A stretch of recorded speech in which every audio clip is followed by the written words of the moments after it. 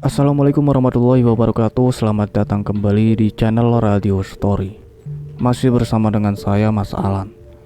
Untuk kisah kali ini masih melanjutkan dari kisah yang sebelumnya, yaitu kisah yang berjudul Sinden Pengabdi Setan.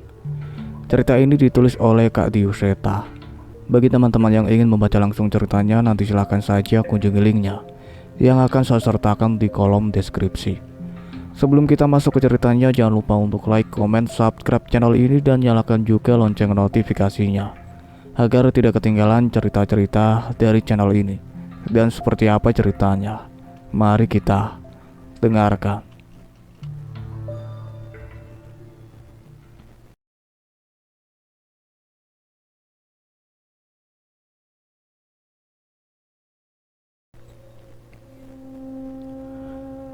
Keindahan jalur antar kota selalu memiliki kesan tersendiri yang kadang membuat rindu. Jalan berliku yang memisahkan kedua sisi hutan selalu nyaman untuk dipandang setiap kita melaluinya. Tapi tidak kali ini. "Piye Jul, gimana?"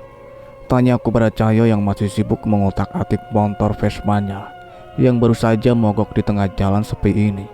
Padahal sebentar lagi matahari mulai terbenam.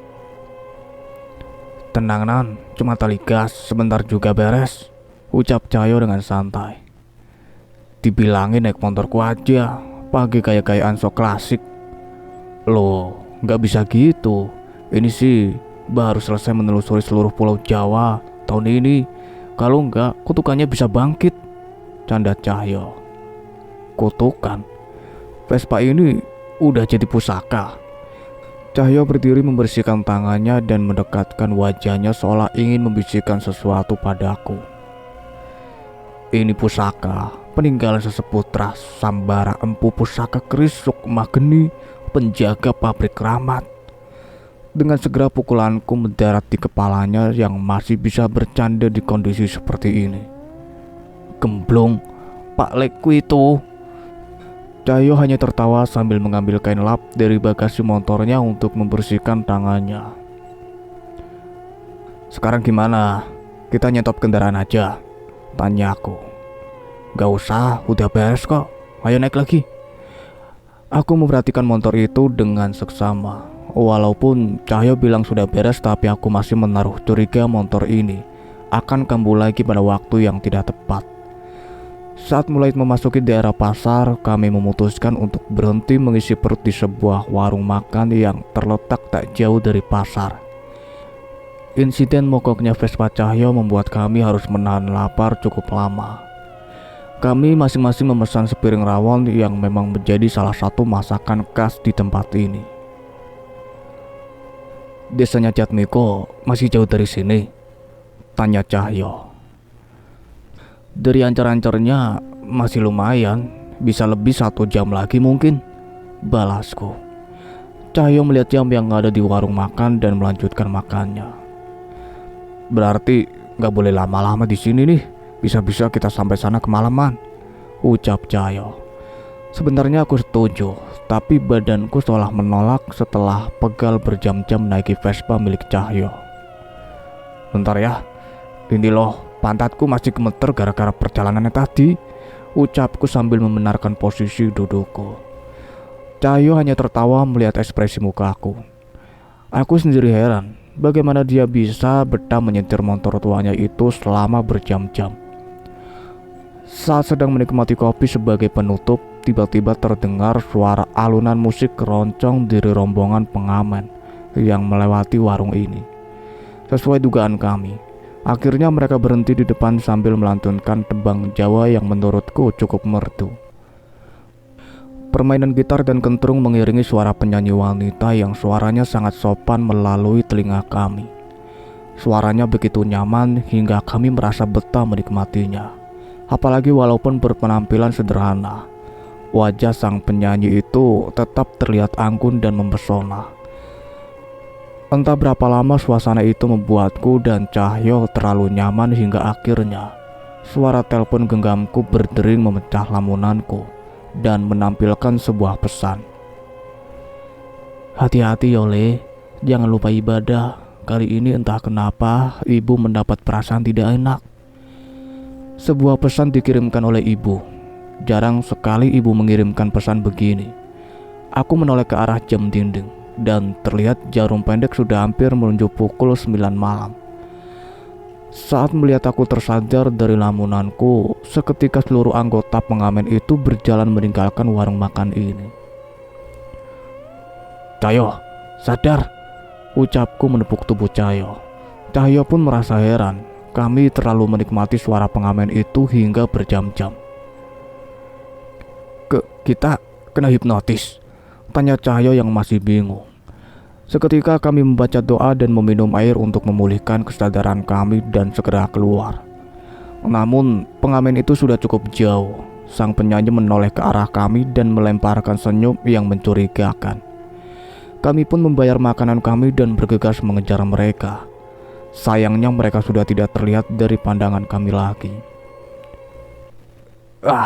Kita lengah.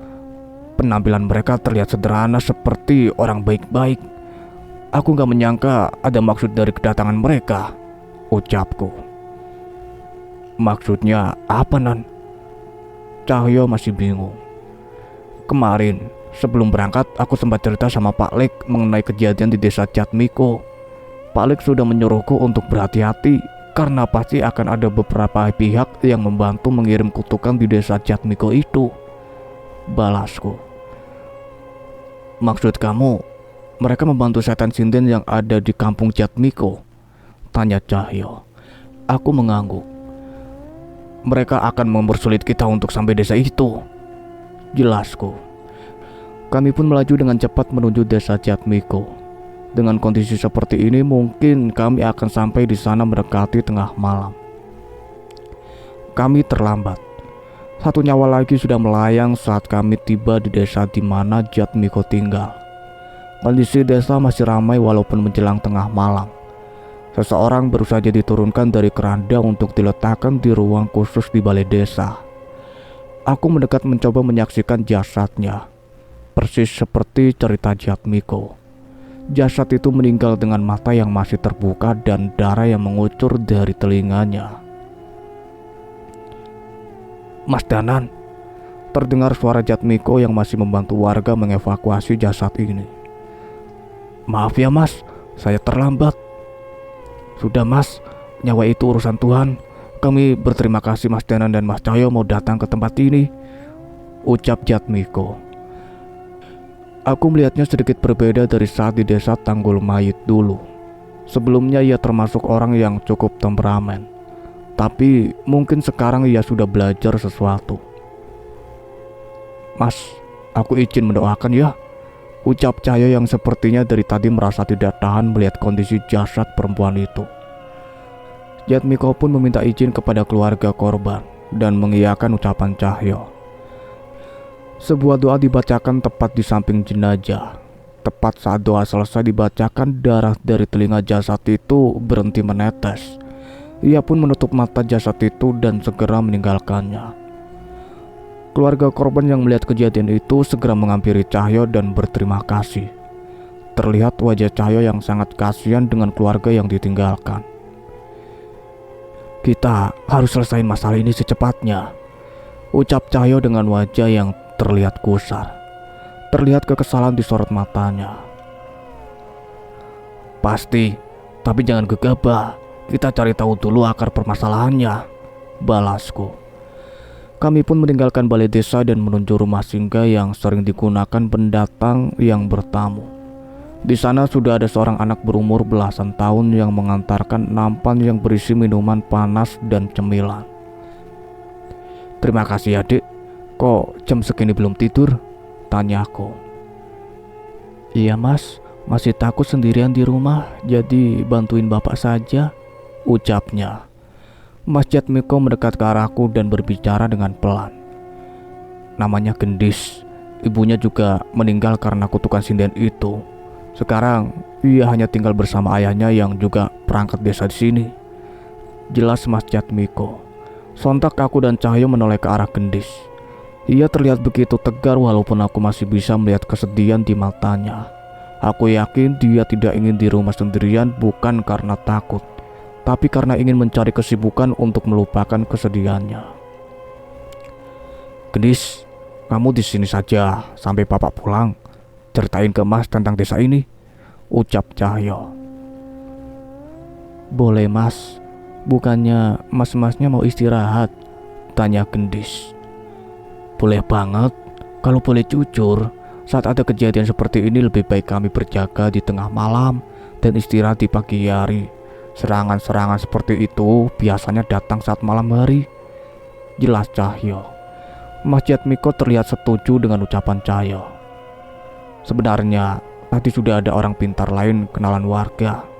Dia merasakan langsung apa yang terjadi di desa kami, hingga melihat warga yang tadi meninggal. Sekarang dia sedang bersama ayahnya Gendis menyelidiki permasalahan ini, jelas Jatmiko. Aku beradu tatap dengan Cahyo. Semoga saja orang pintar itu memiliki kapasitas untuk menghadapi permasalahan di desa ini juga. Mas Cahyo dan Mas Danan, istirahat dulu saja. Saya izin bantuin warga desa dulu, pamit Mas Jatmiko. Cahyo meletakkan tasnya dan duduk di pagar teras menemani Gendis di sana, sementara aku membereskan peralatan. Besok Gendis nggak sekolah? Tanya Cahyo. Libur Mas, habis ujian. Berarti bisa main seharian dong. Maunya begitu, tapi semenjak ada kutukan itu, aku nggak bisa main di pendopo lagi, ucap Gendis dengan wajah yang murung. Apa hubungannya main di pendopo sama main? Tanya Cahyo. Katanya itu pendopo keramat, ada di hutan sana. Dulu Gendis sering main ke sana, sekarang sudah nggak boleh. Ini sekarang bapak lagi di sana sama orang pintar yang tadi datang, cerita Gendis.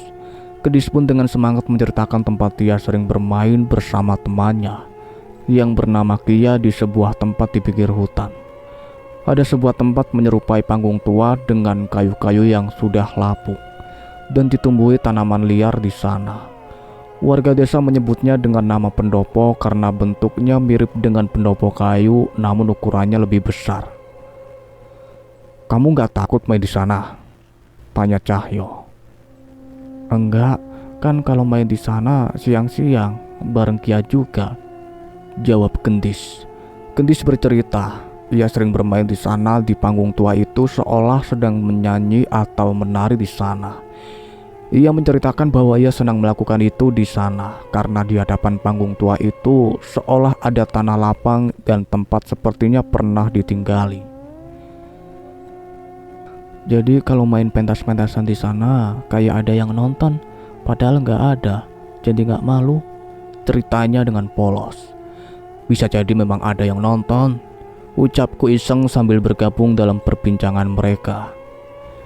Nggak ada Mas, kan jauh dari desa, balas Gendis. Rupanya ia tidak membaca maksudku. Wajar saja, dia memang masih anak kecil yang polos. Walaupun masih kecil, rupanya Gendis punya banyak cerita yang mampu menemani kami duduk santai di teras sambil menikmati udara malam di desa ini. Sebenarnya aku penasaran mengenai kejadian yang menyebabkan ibunya meninggal. Namun, aku tidak tega untuk bertanya. Mungkin aku harus menunggu ayah Gendis untuk mendapat cerita detailnya.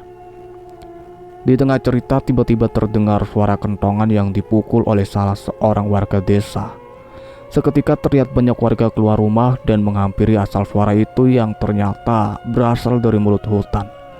Kami pun ikut pergi menghampiri asal suara itu. Itu Mbah Curip, orang pintar yang tadi pergi sama Pak Pram, ayahnya Gendis, ucap Jatmiko yang sudah sampai di sana terlebih dahulu. Di sana terlihat Mbah Curip setengah sekarat terduduk bersandar di salah satu batu di mulut hutan. Bapak kemana? Tanya Gendis cemas. Mbah Curip, ada apa ini? Pak Pram di mana? Tanya Jatmiko. Mbah Curip mencoba berusaha untuk berbicara dengan kondisinya. Pak Pram masih di sana. Penunggu tempat itu mengamuk saat mendengar suara sinden itu, jawabnya. Penunggu mengamuk.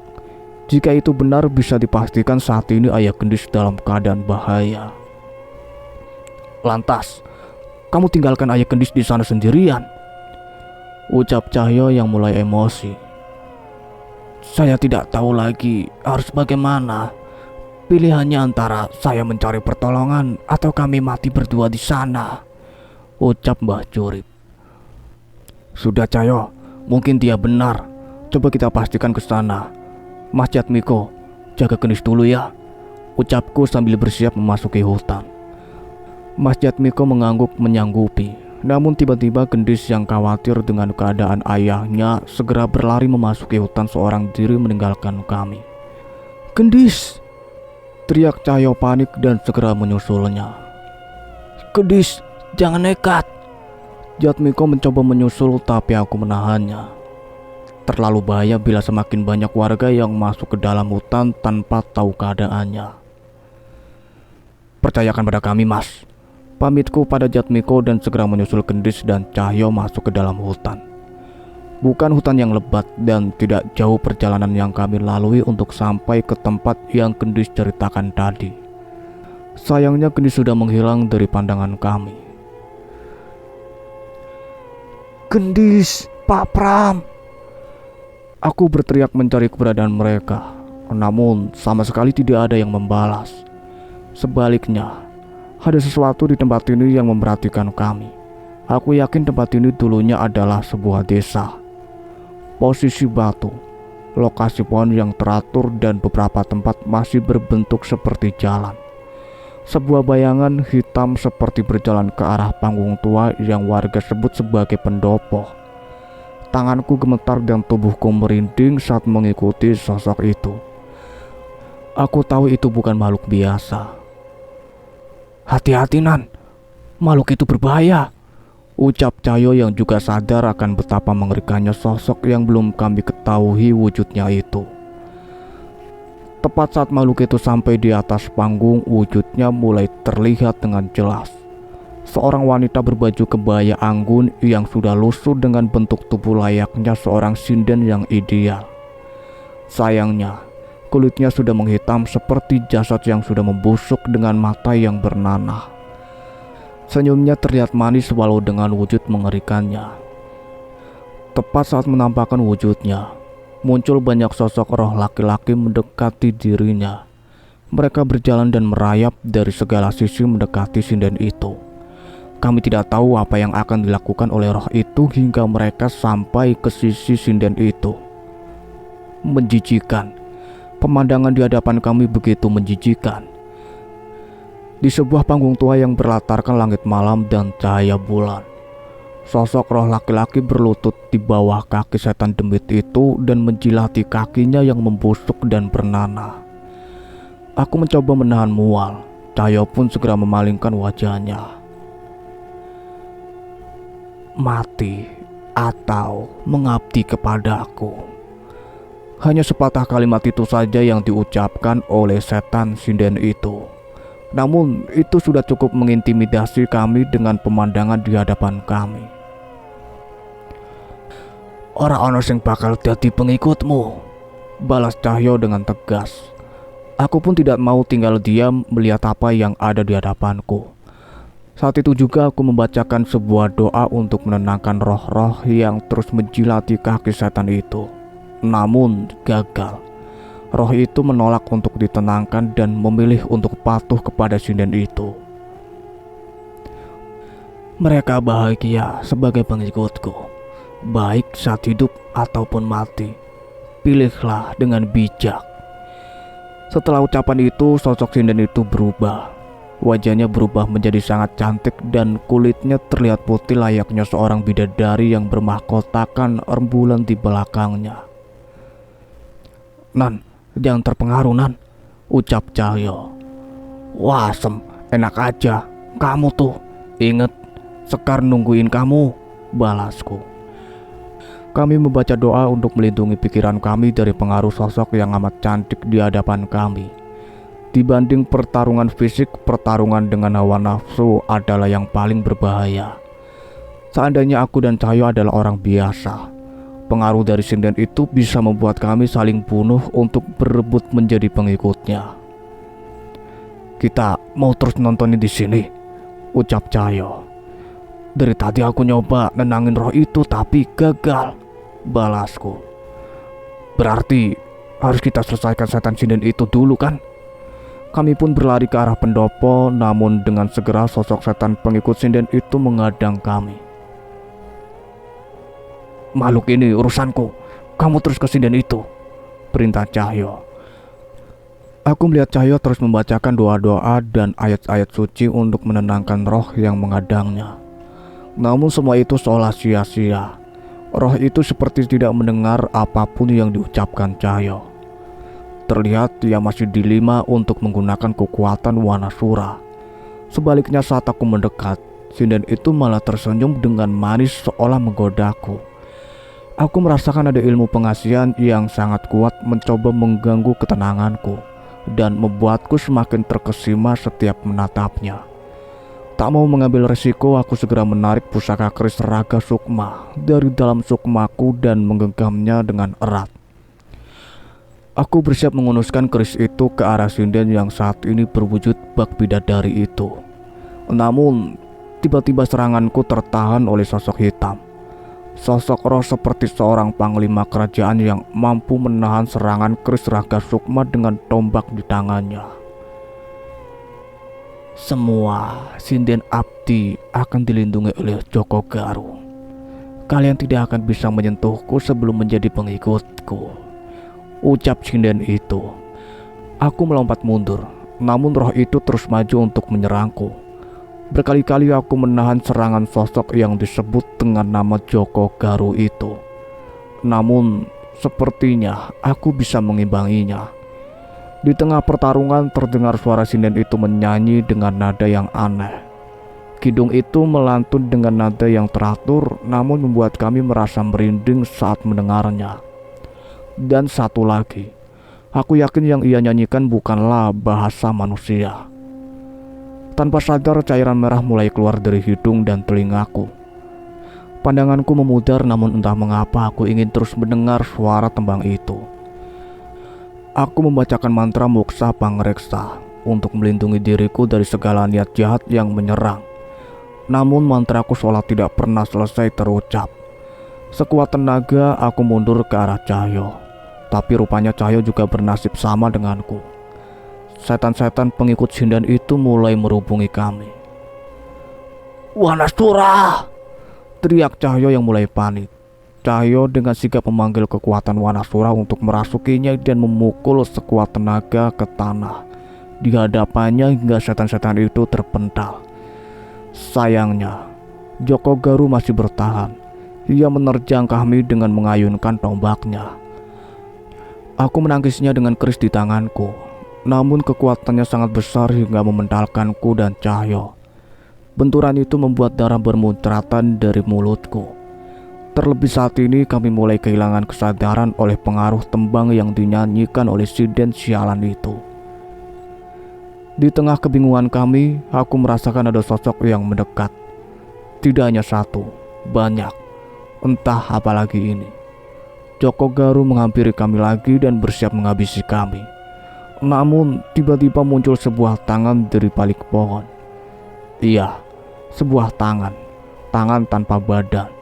Entah mengapa aku bisa mengerti maksud darinya untuk menyambut tangan itu. Tepat saat aku menggenggamnya, tiba-tiba aku sudah berada di tempat berbeda. Sebuah tempat luas di tengah hutan yang mirip tempat kami sebelumnya berada, namun tertutup kabut tebal. Ini di mana, Nan? Tanya Cahyo yang juga sedang berusaha memulihkan dirinya. Gak tahu, tapi setidaknya kita bisa selamat, balasku. Belum pernah aku mengalami pertarungan seperti ini. Aku rasa pusaka sesakti apapun tidak akan berguna untuk melawan sinden tadi. Dari jauh terlihat beberapa orang berlari mendekati kami. Salah satu dari mereka adalah Gendis, ucapku kaget. Ayo mas, ikut Gendis, ucapnya. Aku dan Cahyo saling bertatapan. Namun kami memang tidak merasakan niat jahat dari makhluk yang bersama dengan Gendis. Mereka membawa kami pada sebuah tempat di tengah hutan yang cukup luas. Ada banyak sosok di sana. Roh wanita yang melayang di atas hutan, pria tanpa lengan, hingga roh manusia dengan wajah yang tidak berbentuk. Tempat ini dihuni oleh arwah penasaran. Tapi di balik kengerian itu, aku melihat sosok seorang manusia terduduk bersandar di batu. Gendis membawa kami menunjuk ke arahnya. "Ini Bapak Gendis, Mas," ucap Gendis memperkenalkan ayahnya yang berusaha menahan sakit dari lukanya. "Saya Pramono, ayahnya Gendis," balasnya menyambut kami. Namun kami menahan tubuhnya dan membantunya untuk tetap duduk. "Sudah Pak, duduk saja, biar saya bantu obati lukanya." Aku mengambil perlengkapan P3K dari tas kecilku dan mengobati luka luar yang terlihat di tubuh Pak Pram. Tapi ternyata tak hanya itu, ada luka dari benda gaib yang menyerang ke tubuhnya. "Makhluk di tempat ini yang menyelamatkan Bapak dan Gendis, Mas," jelas Gendis. Cahyo mendekat dan mencoba mendengar penjelasan Gendis. "Ternyata benar kata Mas Danan, selama ini setiap Gendis bermain di pendopo, ada mereka yang menonton Gendis," jelasnya. "Kami senang melihat tingkah polos anak wanita ini," ucap sosok roh yang mendekat ke arah kami dan terus melayang pergi. "Kalau tidak ditolong oleh mereka, mungkin saya sudah mati," ucap Pak Pram. Aku setuju, kami pun bernasib sama. Aku menceritakan tentang apa yang terjadi pada kami saat menghadapi sinden iblis itu. Namun sepertinya ia tidak begitu heran. "Apa dia yang bernama Nyai Lindri?" tanyaku pada Pak Pram. Pak Pram menggeleng. "Dia adalah sosok yang memberi kekuatan pada Nyai Lindri. Sosok yang sudah menghabisi ratusan nyawa selama beratus-ratus tahun," ucap Pak Pram. "Beratus-ratus tahun? Maksud Pak Pram bukan Nyai Lindri dalang dari kutukan ini?" tanyaku. "Nyai Lindri membangkitkan kutukan ini. Kutukan yang tertidur di sekitar desa kami yang kami kira sudah hilang sejak lama." Pak Pram mencoba bercerita. Ternyata ada cerita turun-temurun yang pernah diceritakan di desa Gendis. Cerita yang berhubungan dengan pendopo tadi. Konon, dulunya tempat itu adalah tempat pementasan dari desa yang sempat berada di sana. Warganya sangat suka dengan pagelaran, entah itu tari, wayang, ataupun kesenian lainnya.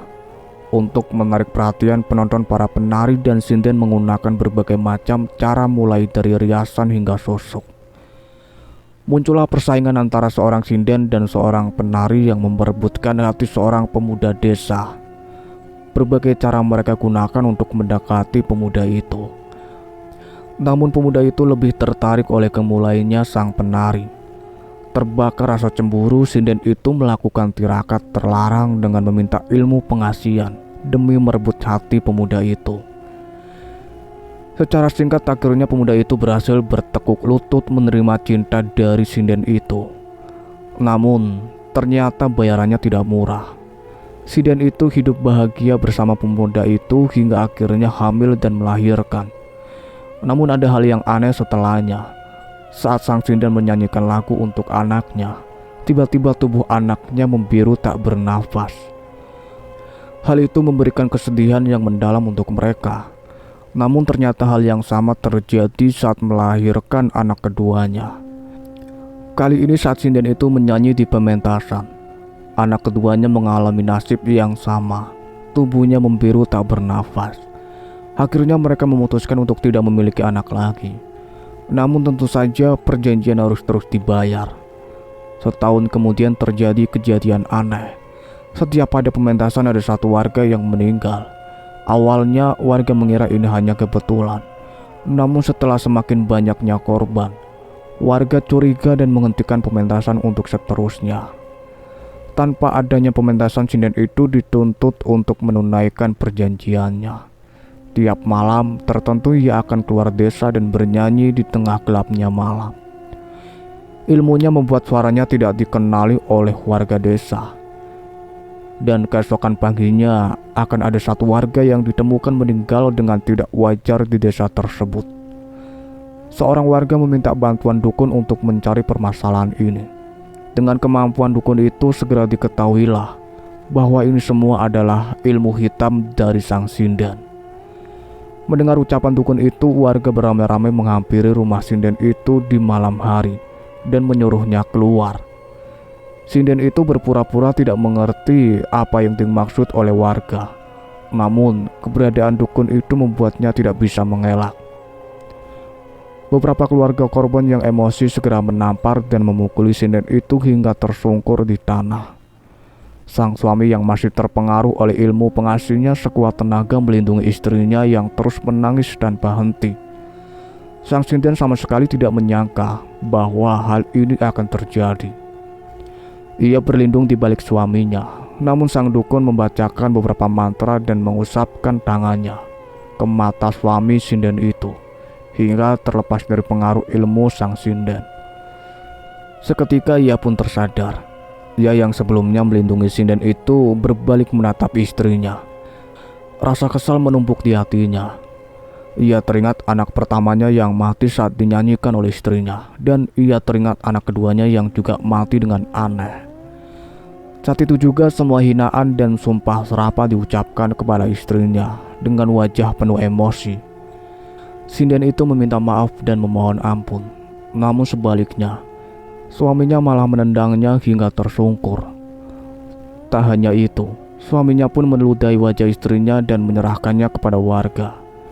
Sinden itu terus memohon, namun warga yang sudah gelap mata bersiap mengambil berbagai benda mulai dari batu hingga benda tumpul.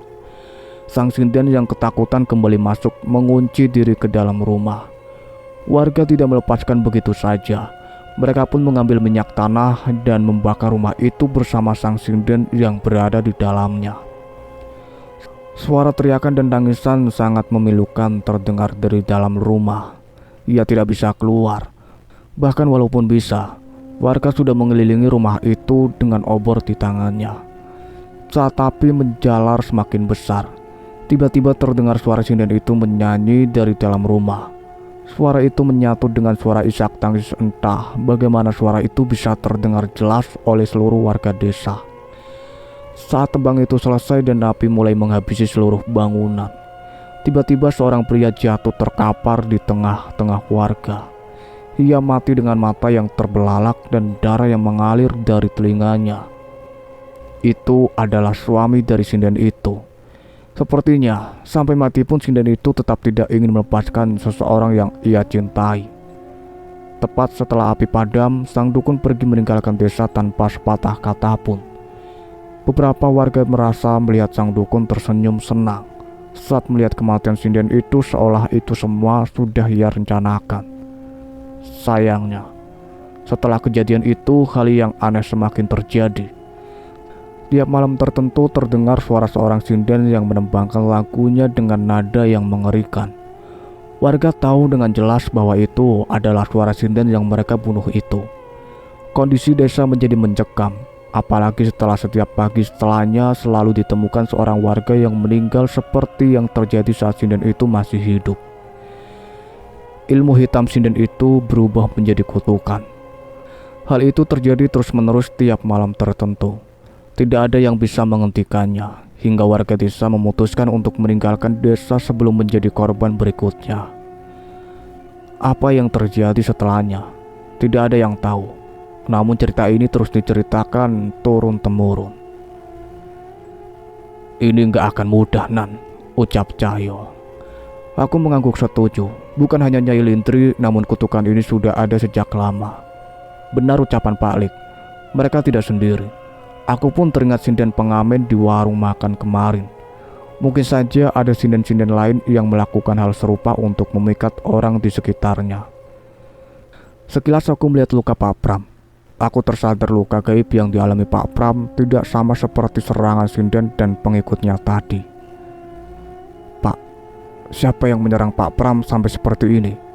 Apa sinden itu?" tanyaku.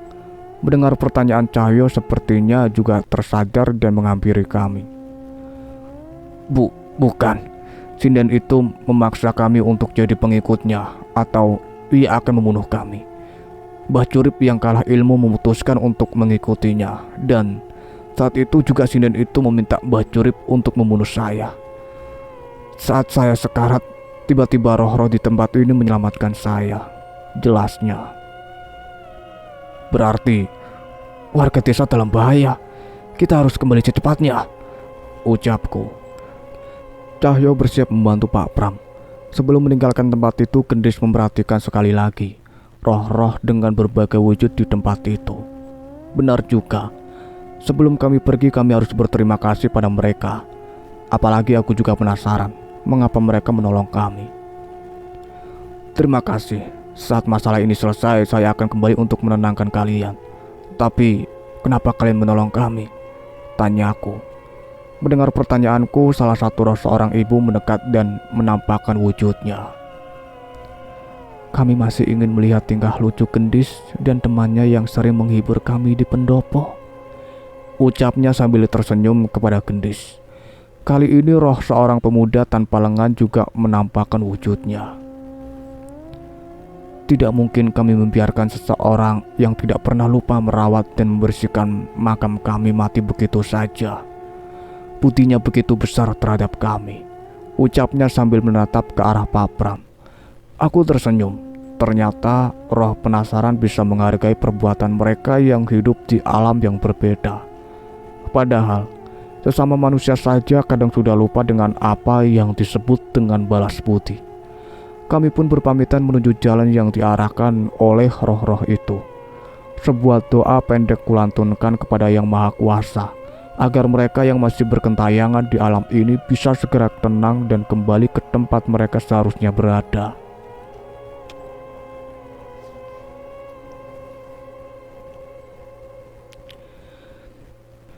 Cukup sekian ceritanya sampai di sini. Nantikan kelanjutan ceritanya. Saya akhiri. Wassalamualaikum warahmatullahi wabarakatuh.